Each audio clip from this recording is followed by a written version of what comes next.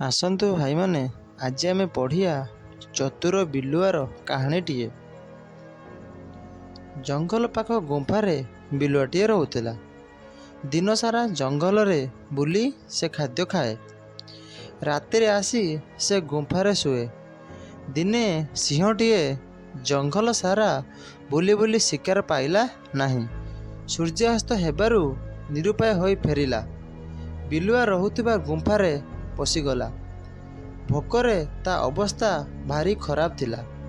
ସେ ଭାବିଲା, ଏ ଗୁମ୍ଫାରେ ନିଶ୍ଚୟ କେହି ନା କେହି ରହୁଥିବେ। ସଞ୍ଜ ହେଲେ ଗୁମ୍ଫାକୁ ଫେରିବ। ତାକୁ ଆଜି ମାରି ନିଜର ଭୋକ ମେଣ୍ଟାଇବି। ଏକଥା ଭାବି ଗୁମ୍ଫାରେ ଚୁପଚାପ ବସି ରହିଲା। ସଞ୍ଜ ହେବାରୁ ବିଲୁଆ ଗୁମ୍ଫାକୁ ଫେରିଲା। ଗୁମ୍ଫା ଆଗରେ ପାଦ ଚିହ୍ନ ପଡ଼ିଥିବାର ଦେଖିଲା। ବିଲୁଆ ତ ଭାରି ଚାଲାକ, ତେଣୁ ସେ ଜାଣିପାରିଲା କୌଣସି ବଡ଼ ଜୀବଟିଏ ତା ଗୁମ୍ଫାରେ ଅଛି। ସେ ଗୁମ୍ଫା ବାହାରେ ଥାଇ କହିଲା, ହେ ଗୁମ୍ଫା, ସୁସନ୍ଧ୍ୟା ନମସ୍କାର। ମାତ୍ର ଗୁମ୍ଫା ଭିତରୁ ବି ଉତ୍ତର ଆସିଲା ନାହିଁ। ସିଂହ ଭାବିଲା, ମୁଁ ଯଦି ଉତ୍ତର ଦିଏ ବିଲୁଆ ମୋତେ ଜାଣିପାରି ପଳାଇବ। ତେଣୁ ସେ ଚୁପ ହୋଇ ରହିଲା। ବିଲୁଆ ପୁଣି ଶୁଣାଇ କହିଲା, ହେ ଗୁମ୍ଫା, ତୁ ତ ମୋ ସବୁଦିନ ପ୍ରତି ନମସ୍କାର ଜଣାଉ, ଆଜି କିଛି କହୁନାହୁଁ କାହିଁକି?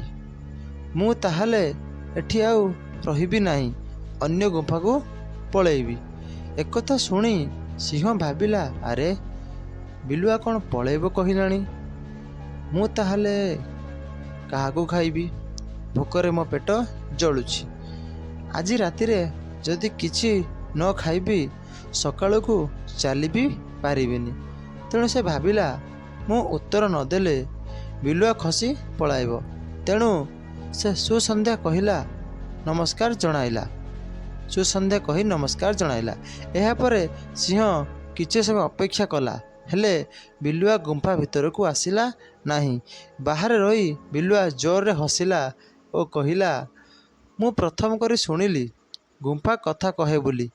ଏତିକି କହି ଦୌଡ଼ି ପଳାଇଲା। ସିଂହ କିଛି ସମୟ ପରେ ବାହାରକୁ ଆସି ଦେଖିଲେ କେହି କୁଆଡ଼େ ନାହାନ୍ତି। ଭାବିଲା, ମୋ ପ୍ରତି ନମସ୍କାର ଜଣାଇବା ଯୋଗୁଁ ଶିକାରଟା ହାତଛଡ଼ା ହୋଇଗଲା। ଏହି ଗପରୁ ଆମେ କ'ଣ ଶିଖିଲେ? ନା, ଭାବିଚିନ୍ତି କାମ କଲେ ସଫଳତା ମିଳେ। ଯଦି ସାଙ୍ଗମାନେ ଏ ଗପଟି ତୁମମାନଙ୍କୁ ଭଲ ଲାଗିଛି, ତାହେଲେ OD ଫାଷ୍ଟର ୟୁଟ୍ୟୁବ୍ ଚ୍ୟାନେଲକୁ ଆପଣମାନେ ସବସ୍କ୍ରାଇବ୍ କରିଦିଅନ୍ତୁ, ଏମିତି ନୂଆ ନୂଆ କାହାଣୀ ଶୁଣିବା ପାଇଁ।